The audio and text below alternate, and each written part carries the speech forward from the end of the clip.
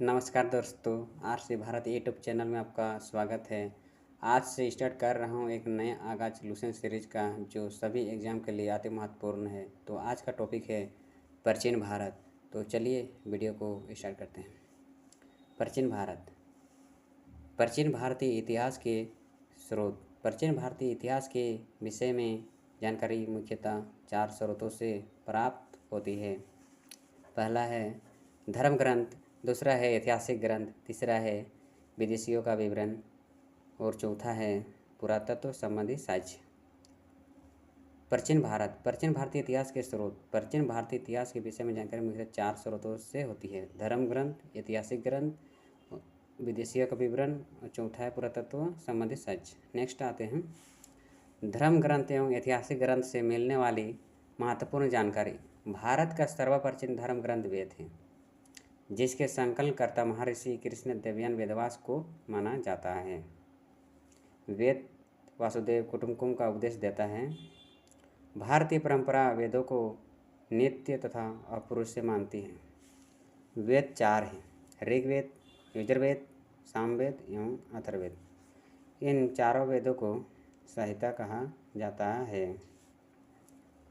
भारत का सर्वप्राचीन धर्म ग्रंथ वेद है, जिसके संकलनकर्ता महर्षि कृष्णदेवराय वेदव्यास को माना जाता है। और ये वेद जो है वासुदेव कुटुंबकम का उपदेश देता है। भारतीय परंपरा वेदों को नित्य तथा अपौरुष मानती है। वेद 4 है: ऋग्वेद, यजुर्वेद, सामवेद एवं अथर्ववेद। इन 4 वेदों को संहिता कहते हैं। ऋग्वेद ऋचाओं के क्रमबद्ध ज्ञान के सागर को ऋग्वेद कहा जाता है। इसमें 10 मंडल, 1028 सूक्त, वाल्मीकि पाठ के 11 सूक्त सहित एवं 1462 ऋचाएँ हैं। इस वेद के ऋचाओं के पढ़ने वाले ऋषि को हर्तु कहते हैं। इस वेद में आर्य के राजनीतिक प्रणाली, इतिहास एवं ईश्वर की महिमा के बारे में जानकारी मिलती है। विश्वामित्र द्वारा रचित ऋग्वेद के 3 मंडल में सूर्य देवता सावित्री को समर्पित प्रसिद्ध गायत्री मंत्र हैं। इसके 9वें मंडल में देवता सोम का उल्लेख है। इसके 8वें मंडल की हस्तलिखित ऋचाओं को खिल कहा जाता है। ऋचाओं के क्रमबद्ध ज्ञान के सागर को ऋग्वेद कहा जाता है। ऋग्वेद में 10 मंडल हैं और 1028 सूक्त है और 10,400 ऋचाएँ हैं। इस वेद में ऋचाओं को पढ़ने वाले ऋषि को हर्तु भी कहते हैं। इस वेद में आर्य के राजनीतिक प्रणाली, इतिहास एवं ईश्वर की महिमा के बारे में जानकारी भी मिलती है। और ऋग्वेद में 8वें मंडल में हस्तलिखित ऋचाओं को खिल भी कहा जाता है।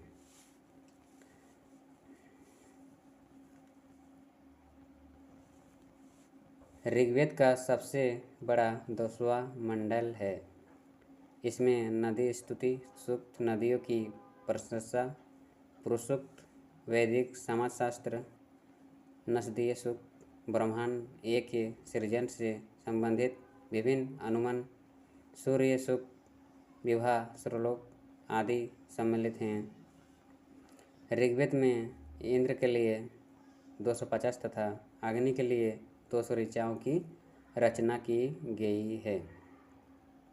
नेक्स्ट आते हैं वामन अवतार। वामन अवतार भगवान वामन श्री हरि के पहले ऐसे अवतार थे जो मानव रूप में प्रकट हुए थे।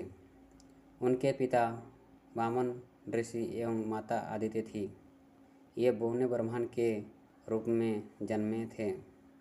भगवान पुराण के अनुसार वामन अवतार का उद्देश्य भगवान विष्णु द्वारा इंद्र की पुनः स्वर्गलोक पर अधिकार दिलाना था।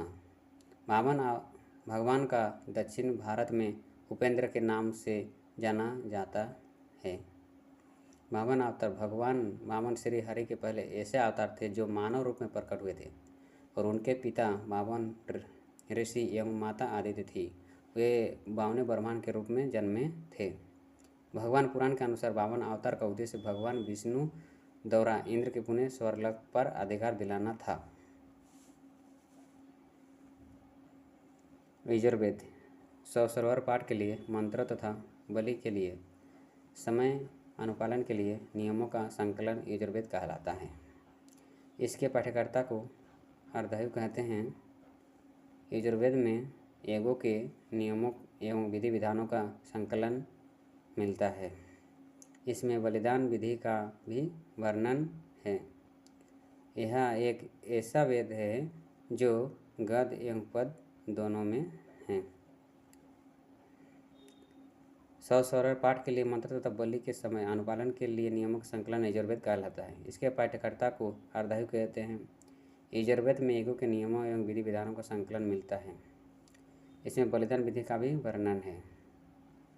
यजुर्वेद यह एक ऐसा वेद है जो गद्य एवं पद दोनों में भी स्थित है और यह मंत्र तथा बलि के समय अनुपालन के लिए नियमों का संकलन यजुर्वेद कहलाता है। नेक्स्ट आते हैं सामवेद। साम का शब्दाविक अर्थ है गण। इस वेद में मुख्यतः यज्ञों के अवसर पर गाए जाने वाले ऋचाओं मंत्रों का संकलन है। इसके पाठ्यकर्ता को अधर्तु कहते हैं। इसका संकलन ऋग्वेद पर आधारित है। इसमें 1810 सूक्त हैं जो प्राय ऋग्वेद से लिए गए हैं। इसे भारतीय संगीत का जनक कहा जाता है। नोट: यजुर्वेद तथा सामवेद में किसी भी विशिष्ट ऐतिहासिक घटना का वर्णन नहीं मिलता है। साम का शाब्दिक अर्थ है गान। इस वेद में मुख्यतः 4 यज्ञों के अवसर पर गाए जाने वाले ऋचाओं का संकलन है। इसके जो पाठ्यकर्ता को उदारतु कहते हैं और इसका संकलन ऋग्वेद पर आधारित है और 1810 सूक्त हैं जो प्राय ऋग्वेद से लिए गए हैं। इसे भारतीय संगीत का जनक भी कहा गया है और यजुर्वेद तथा सामवेद में किसी भी विशिष्ट ऐतिहासिक घटना का वर्णन नहीं मिलता है। अथर्ववेद। अथर्व ऋषि द्वारा रचित इस वेद में कुल 731 मंत्र तथा लगभग 600 पद हैं, जिसके कुछ मंत्र ऋग्वेदिक मंत्र से भी परिचितर हैं। औषधों पर उल्लेख सबसे पहले अथर्ववेद में मिलता है।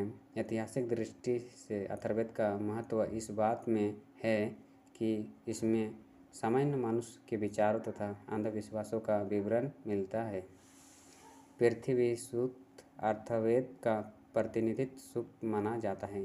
इसमें मानव जीवन के सभी पक्षों गृह निर्माण, कृषि की उन्नति, व्यापारिक मार्गी का गहन खोज, रोग निवारण, सामान्य विवाह तथा प्रणय गीत।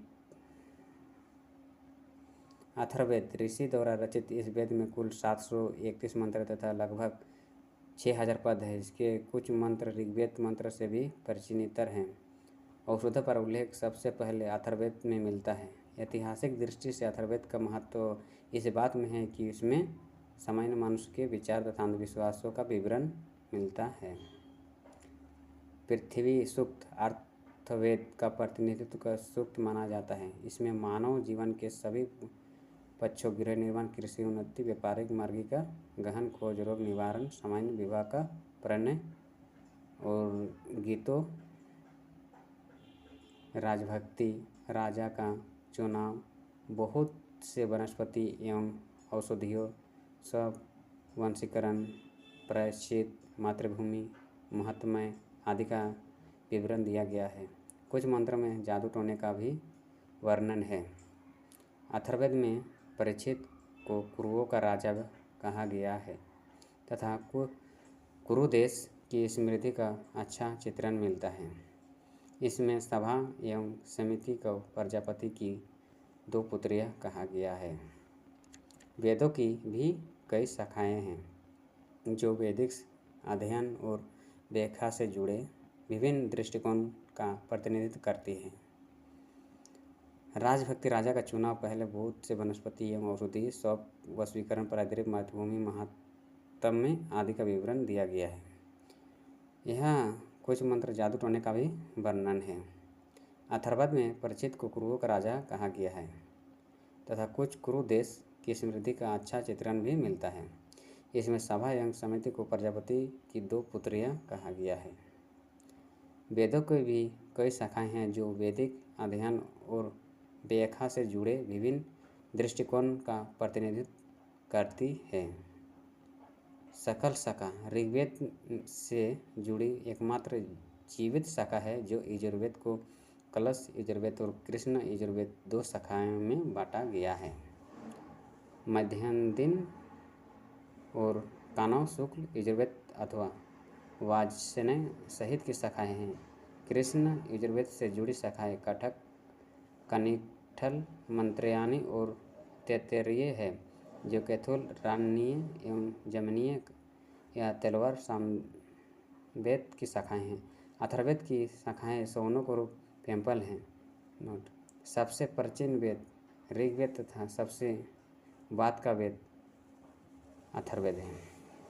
सकल शाखा ऋग्वेद से जुड़ी एकमात्र जीवित शाखा है जो यजुर्वेद को कलश यजुर्वेद और कृष्ण यजुर्वेद दो शाखाओं में बांटा गया है। मध्यान्ह और कानव शुक्ल यजुर्वेद अथवा वाजसेन सहित की शाखा